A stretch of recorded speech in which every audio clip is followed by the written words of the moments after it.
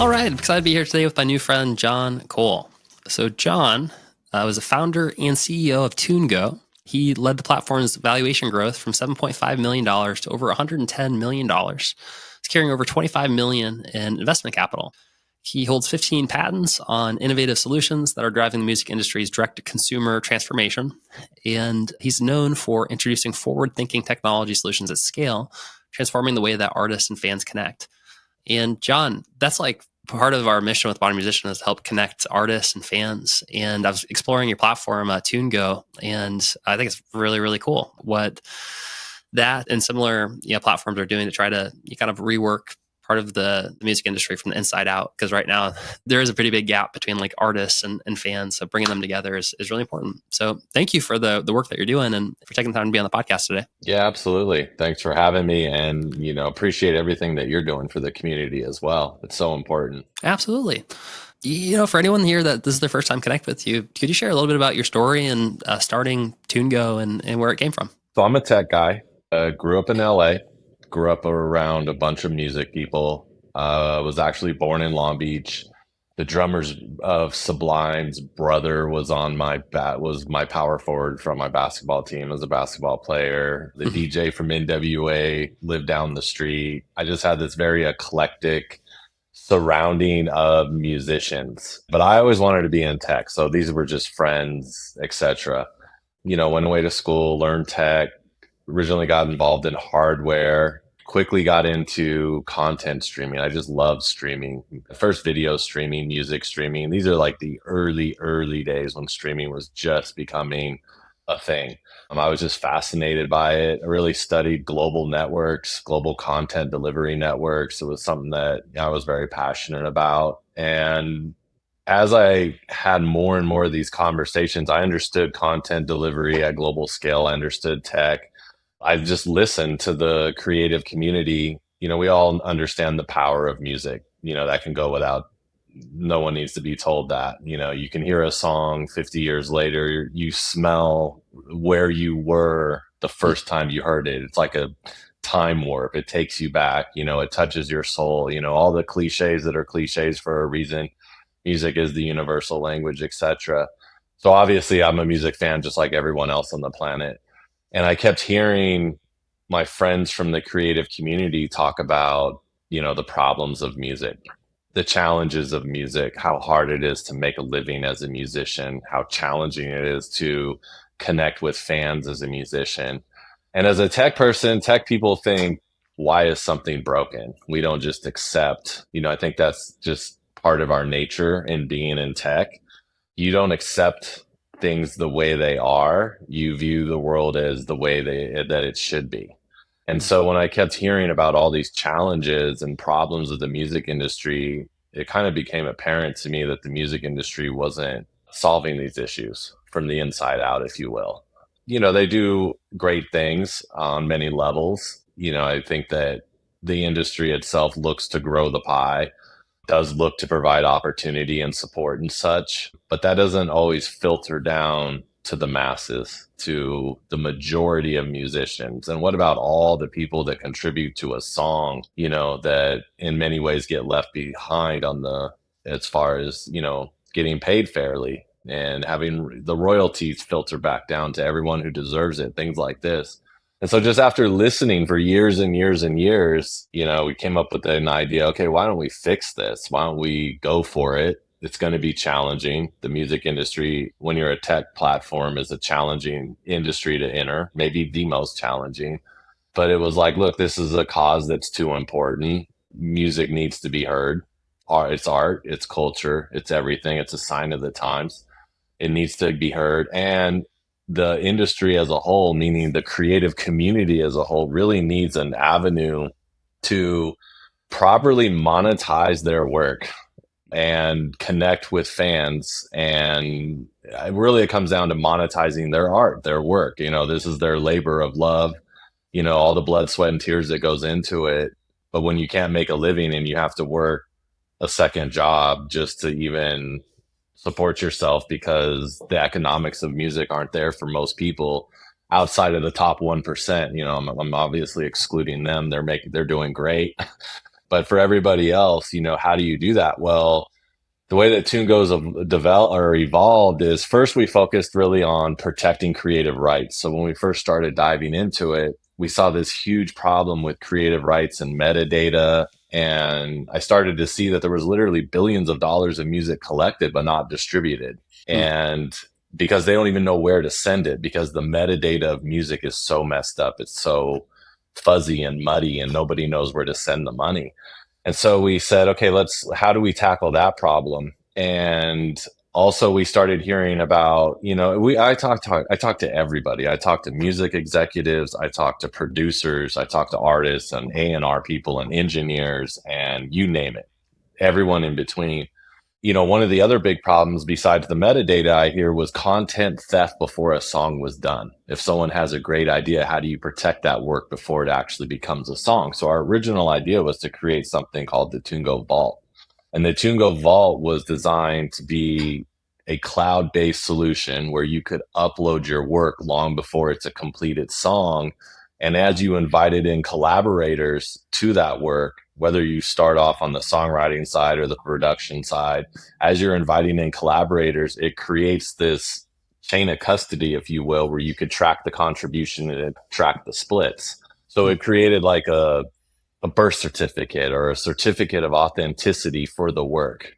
And so we thought this could help clean up metadata. This could help clean up content theft. Producers could feel comfortable sharing their work. Songwriters could feel comfortable sharing their work because there was now this audit trail for your creative contributions. And that, everyone thought that was an amazing idea. They said, hey, I had yet today to run into someone that doesn't go, that's amazing. But adoption was very slow. It was like solving a problem that people thought, yeah, that's a problem that needs to be solved. But it was like, but I'm still not going to go outside of my normal workflow. I'll just throw my stuff on Dropbox. Whatever happens, happens. I'll just do this, whatever happens. So the adoption was slow, which I found very interesting. So we just kept our heads down and kept, okay, what else needs to come on? And I think the big light bulb came on when we started to realize that the real solution here is to first protect the work in the metadata, but then is to give artists an avenue to connect directly with their fans. Because once they start to develop a direct relationship with their fans, they then control their IP, their intellectual property, their music. They control their monetization. They control the relationship. They get all of the data so that then they can provide a better experience for their fans because that's what their fans want. Like right now in the current structure, to me, listening or music has become a passive sport. You turn on Spotify, you throw your phone on the side on the side of your passenger seat or whatever, and it's in your car, and it's a passive sport. There's not the level of engagement that I think both sides crave. When I say both sides, I mean creators and fans. And one of the reasons of that is that the creators don't really have access to the data they should have. Spotify owns the data, Apple owns the data, Instagram owns the data, TikTok owns the data, Live Nation, Ticketmaster, they own the data. That creates a barrier in between the creative community and the fans. The creative community is hungry for a deeper relationship, a more meaningful relationship with the fan, and the fan is hungry for the same thing. And if the creator really knew their fans, they could start to give them personalized experiences, personalized products, which I think is really the future of music, is the ability to say, these are my fans, these are my super fans, these are my avid fans, these are my casual fans, these are my they pop in and out fans. Those different fans all have different desires. Your super fans want to spend more. Statistically, they actually spend 80% more money than the rest of your fans are the 20% of fans, which are considered super fans. When they spend more, what do they want? They want to support you as an artist, but they also want status. They want maybe a Zoom session, a meet and greet. Maybe they want access to music a week before it hits Spotify. Maybe they want a backstage pass, a discount on merch. So they pay more, but they want more out of the relationship. And that connection, which to me is so important, is what was lacking in the music industry. So back to the story and evolution of TuneGo, we started with the vault, then we added e-commerce capability. that was actually built on the blockchain. And what was really interesting about the way that we use the blockchain is what records all of the fan engagement and the fan interactions with the creator. So we took a totally different approach than how many people do with the blockchain. We said, look, the blockchain provides security and a level of trust that nobody can change. So no one can deny that you as a fan interacted with the creators. It creates a total system of trust. And then from there, we added a wallet where everyone thinks blockchain crypto. We created a way where all of our interactions happen in US dollars. There is no crypto. It's all Apple Pay, it's credit cards. So it's really this advanced system. And, people beyond crypto heads and things could actually participate in this music ecosystem. And then the last piece that we added, which we think is really cool, is a live event component that any music fan that is going to any venue, we can geofence that venue. So whether you're going to a bar down the street to hear some live music, or you're going to SoFi Stadium in LA, that venue can be geofenced. So when the fan walks in, they get an alert that says, hey, welcome to the show, collect your free gift. And you, as the musician, can give them a free digital collectible, a coupon to merch that they can buy at the place, a song that's not released, a music video that's behind the scenes, anything you want. Think of any form of media. So the fan walks in. Now, think about this as an experience as a fan. You're excited, you're going to the show, you got, the energy's high. You walk in, you get an alert that says, welcome to the show, collect your free gift. You collect the free gift. You enjoy the show, and then you leave the venue, and our tech will know when you left. And then we can have the creator airdrop to everyone's phone who attended the venue and say, or attended the event. And it can say, it's a 15-second thank you video where the creator says, that was amazing. That was we had an amazing connection. Thank you for coming. I love you, et cetera, et cetera. I mean, that is an amazing fan experience. And our blockchain is recording all of that. And what's cool about it is now the creator knows the engagement level with fans. Now they know who their fans are. They know who is engaging with them, following them. They're following their profiles. I mean, they know who's buying their music. They know who's attending their live events. And once they have that data, then they can then come back and give personalized products. What do I mean by personalized products? Personalized products mean all my regular fans, you can have, if you want to buy my album, buy my album. That's great. My super fans, here's my album plus 3 bonus tracks, plus a behind the scenes video, plus a 20% discount on merch. So it can become very customized. One of the problems to me with music is that it's always a one size fits all product. Everyone gets the same album, but everyone's not the same level of fan. And so if you can actually personalize your music product or your music offering that you can customize or custom tailor for your fan segments, that's going to take it to a whole nother level. And that's the platform that we've created. So it started off with there's a problem, let's fix it. We built this back end system, the vault, to protect content and data. People loved it, but didn't really use it. We added e-commerce. We added the wallet. One other thing about our wallet that's very interesting is we can distribute the revenue in real time. So every time there's a sale, you're not waiting 30 to 60 days to get your royalties. If there's a sale of your music, the money's in your account literally the same within a second. And that's Wow. another great thing. Yeah, that's a huge benefit. And then the live event technology is just really cool. So you add it all up together, and that's the ecosystem. And we think it's going to do great things for connecting artists with music, which we think is the next big economic wave.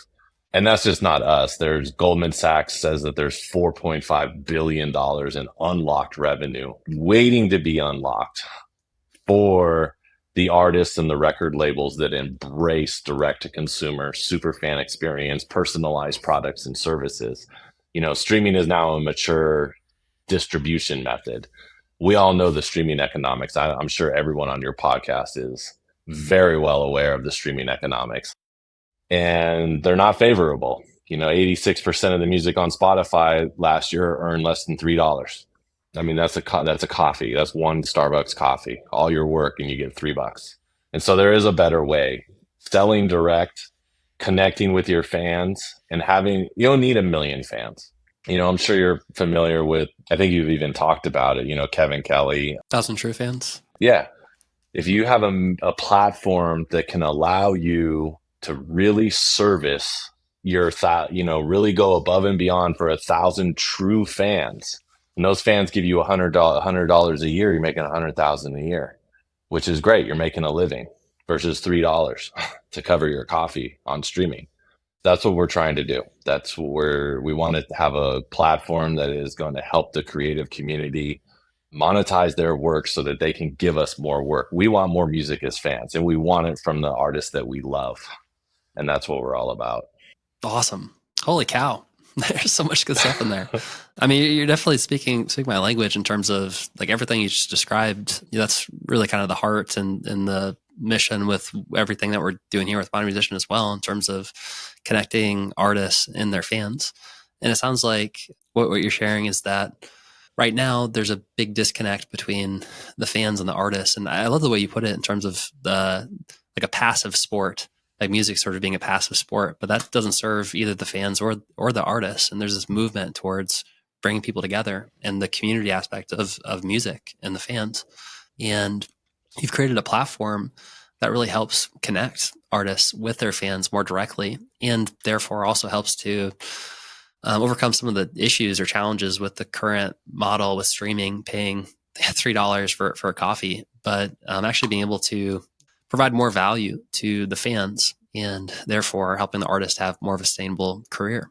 One question I had, and this is maybe a little bit more on like the technical side, but just to see if I'm so this is above my skill level in terms of like understanding the blockchain, kind of how things work. But I'm curious how, if I heard you correctly, basically how the platform is built is using the blockchain as a source of truth for measuring the engagement between like fans and the artists. So are you saying like every action that a fan and an artist takes is like on the blockchain, or like what exactly is the interaction there? And is it like, usually when I hear blockchain, like part of me thinks about, I know there's different networks and some of them are like more energy intensive and like other ones too, but am I understanding it correctly that you've built a platform that it has blockchain like transaction interactions for not just purchases but also just like normal fan interactions? And how does that work from a technical standpoint?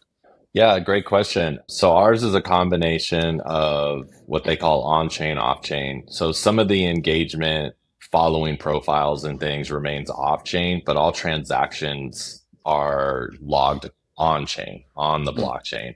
So if you check into a concert or a live show and claim free gifts, those go onto the blockchain. If you purchase any music, and artists on our platform typically sell their music at what I would call CD prices or vinyl prices. So $12.99 for an album, $3 for a single, sometimes $19.99. We had Snoop do some pretty exclusive with some really cool artwork, and he was selling some of his music for $40. That's a little bit on the higher end, but what you would expect for pay for a limited edition vinyl or things like that. So all of those transactions, yes, they go onto the blockchain. So it's a combination of both. Okay, awesome. And the transactions for the purchases, it sounds like there's like a digital collectible. I know the word NFT has been tarnished a little bit, but I'd be curious to hear your perspective on. Obviously, there's like a big hype and kind of like bubble pop around NFTs for valid reason. There's a lot of, I don't Hmm. know, like scams and a GIF of a Totally. hamster selling for $1 million when like it's never worth $1 million. But it's always felt to me like music actually is a genuine use case for like artwork, and actually a great use case for something like a blockchain digital collectible. And so is that a part of the platform? And what's your general perspective on just like kind of witnessing the rise of NFTs and the hype and then the bubble pop? And do you think that there'll be like a return to Web3 or kind of this world, or how do you view the landscape there? Yeah, so a couple of things. I think the NFT market, we'll see what it does. It seems to be adding a lot of users. The price per NFT is coming down. For us, NFT was always a word that we did not like. The Yeah. very technical term. I didn't really understand why it was being used the way. I mean, I get it, but it never really clicked with us, and it wasn't really our main focus. The NFT does it signifies a transaction. So yeah, there's that technical piece of it. For us, we always saw the bubble coming. The bubble to us, and I'm talking about when we started building the e-commerce piece, the wallet piece, the live event piece, we fully expected this NFT madness to come crashing down and to pop. For us, it was the old story of the Holland tulips, where they went up. If you look up Holland tulips, it's like one of the greatest financial stories, and all the business case studies they always study it. And they all of a sudden these Holland tulips, which were plentiful, for whatever reason, became crazy valuable, and then came back to the point where they're tulips. And so we always internally in TuneGo, we use the analogy that look, NFTs are kind of like the digital version of Holland tulips. Like I get it, everyone's going crazy right now, dropping $1 million on NFTs, but it's gonna go like this and gonna go like that. And the real point of our platform was not to sell collectibles. The blockchain was used very specifically to record the transaction, but the point of our platform was to create connection. And the blockchain was a key piece of that.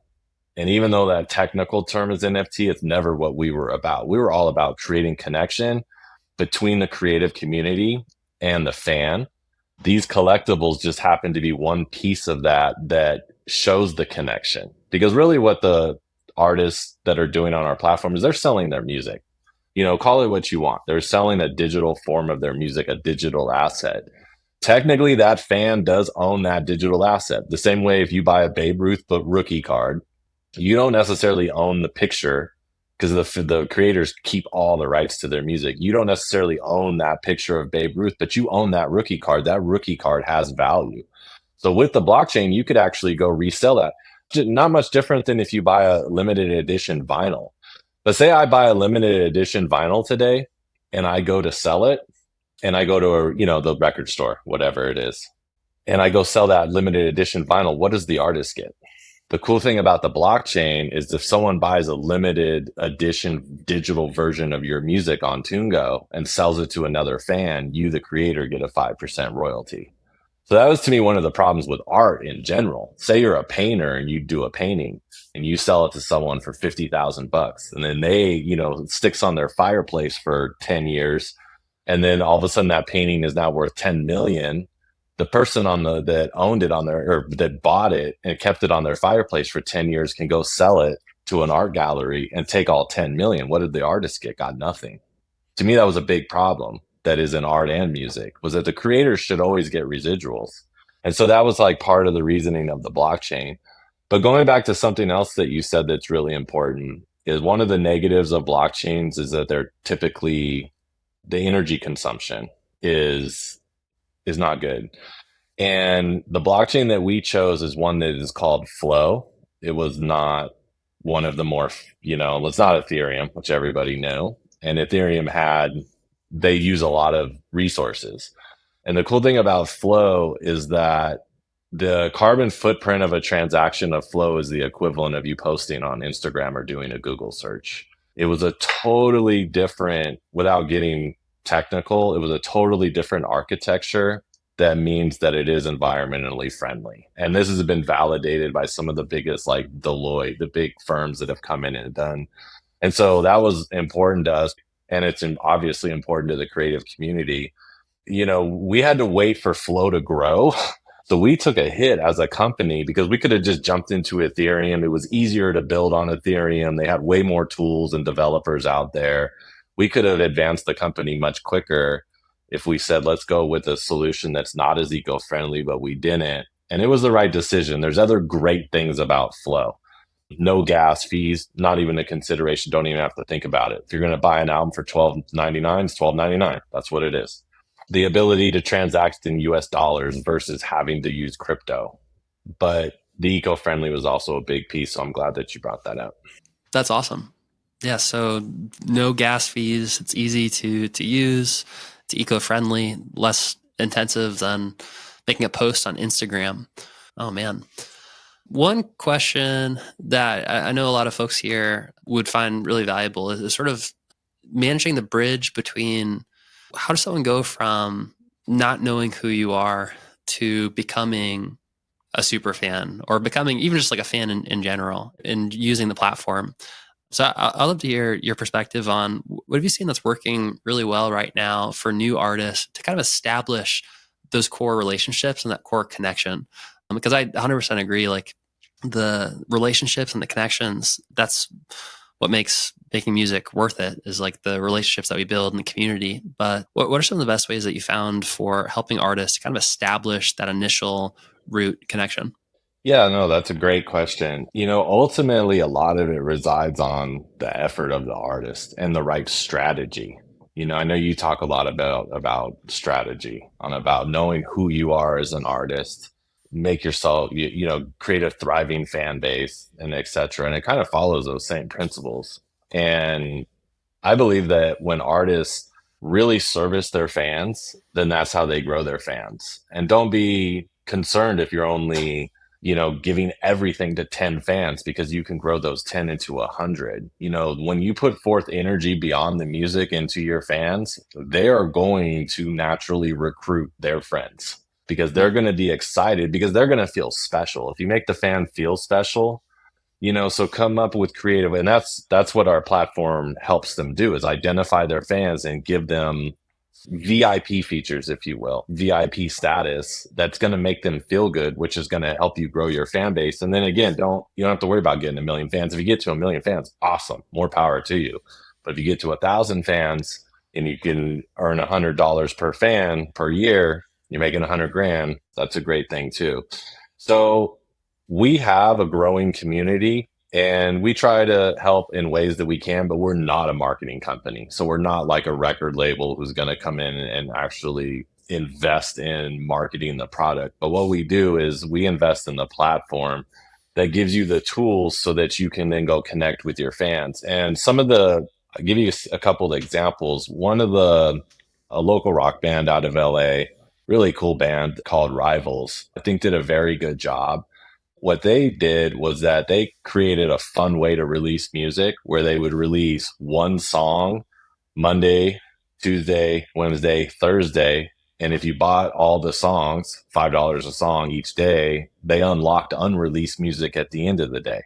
And so there was kind of this fun game. So they would see who would buy the whole set. That whole set, they would give them unreleased music. And they make, if you're a fan of that genre, they're an awesome local band. They're awesome live. So then what they started doing is doing some really cool things live. So they would kind of gamify it. They make it fun. People would, were waiting on the system at 10 a.m. for the release, these types of things.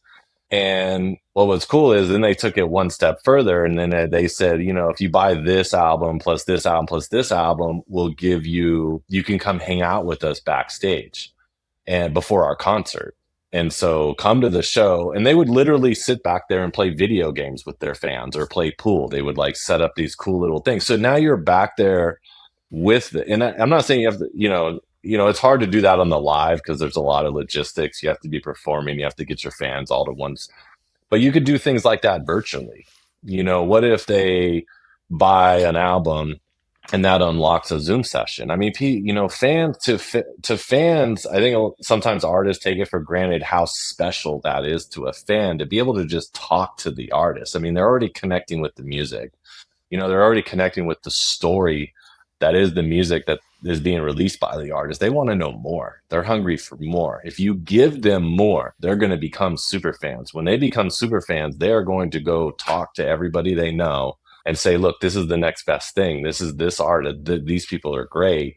They're going to promote you. So you almost build your own promotion team. And when you build your own promotion team, they're going to all come back to that experience. So we're trying to offer that platform that can facilitate all that, where we give you the backbone so that you can come up with these creative strategies, give fans something extra, something special, turn those fans into your super fans, which become your promoters, and then have them all come back to your home base, which is your profile. Then new people start following you, new people will start buying your music, and then just use that just to grow and just grow it as fast as you can grow it. Again, don't worry about becoming number one on Spotify because there's 100,000 songs a day, every single day. that are being uploaded to Spotify. I mean, that's so challenging. Plus, you have record labels that are paying millions of dollars to promote that music. So unless you have $1 million budget, it's just hard to compete. But if you focus a little bit, I think more granularly on really driving value to your fans, connecting with your fans, let them know who you are. And beyond Instagram, it's not just your standard social media post. Give them something more, give them something a little more intimate, whether it's live or virtual. Once you create those strategies, I think you'll grow your fan base and be successful. Awesome. Yeah, really good stuff there. So it sounds like really the core of what you're saying is that the way to build a relationship is by investing into the relationship, and you show up and you provide value and you do things that are special. You champion your fans, and then ultimately they end up championing you and becoming some of your best promoters. Awesome. Cool. Well, John, this is really cool. I really like the platform that you've built. So I'm looking forward to exploring it more myself. And thank you on behalf of the community for kind of focusing on helping solve some of the big issues that exist right now in terms of monetization and ultimately just in terms of community building and connecting artists with their fans. I know that you had mentioned that you might have something special here for the folks who are listening to the podcast today in terms of the platform. Could you share a little bit more about anyone who's listening to this right now, if they're interested in exploring the TuneGo platform, what would be the best place for them to get started? Yeah, so if you're a fan, go to fandom .tungo.com, and you can get a free music pack. Even if you're an artist, it's good to see how that side works. You can get a free music collection. There's other ways to earn points. You can see how the levels work. You can see how the whole fandom experience works, because the fandom experience is pretty cool. You start off as a toe tapper, you can work your way up to super fan, and you earn points along the way, et cetera, et cetera. That's pretty cool. For creators, go ahead and you can go join TuneGo. If you go to tungo.com or go to creators.tungo.com, you can register as a creator, but reach out to our support team. We have an artist success team. Contact support at tungo.com. Let us know that you heard us on the podcast, and ask for a free consultation. And we'd love to learn a little bit more about you.